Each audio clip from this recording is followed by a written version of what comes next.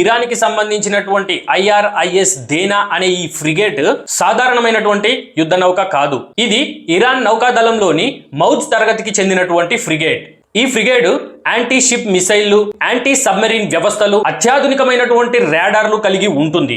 అయితే అలాంటి అత్యాధునికమైనటువంటి రాడార్లు మరియు రక్షణ వ్యవస్థ ఉన్నటువంటి ఆ ఫ్రిగేట్ అమెరికాకు సంబంధించినటువంటి సబ్మెరీను టోర్పిడోతో దాడి చేస్తున్నప్పుడు పసిగట్టలేదా అని చెప్పేసి మీ అందరికీ ఈ పాటికే సందేహం వచ్చి ఉంటుంది. కానీ ఇక్కడ మీరు ఒక విషయం అర్థం చేసుకోవాలి ఫ్రెండ్స్. ఏ దేశానికి సంబంధించినటువంటి యుద్ధ నౌకలైనా ఆయా దేశాలలో ఉన్నప్పుడు మాత్రమే అవి అన్ని ఎక్విప్మెంట్లు పెట్టుకొని ఉంటాయి. కానీ ఇక్కడ సందర్భం ఏంటంటే ఈ ఇరాన్ కి సంబంధించినటువంటి IRIS దేనా అనే ఈ ఫ్రిగేట్ ని మన భారతదేశానికి, అది కూడా విశాఖపట్నానికి కేవలము ఈ యుద్ధ విన్యాసాల కోసం మాత్రమే పంపించింది. అంటే ఏ దేశంలో అయినా సరే ఇతర దేశాలతో కలిసి యుద్ధ విన్యాసాలు చేస్తున్నప్పుడు ఆ షిప్లన్నీ ఖాళీగా ఉంటాయి, అంటే ఎంటీగా ఉంటాయి, ఏమీ అందులో ఎక్విప్మెంట్ చేసి పెట్టి ఉండరు.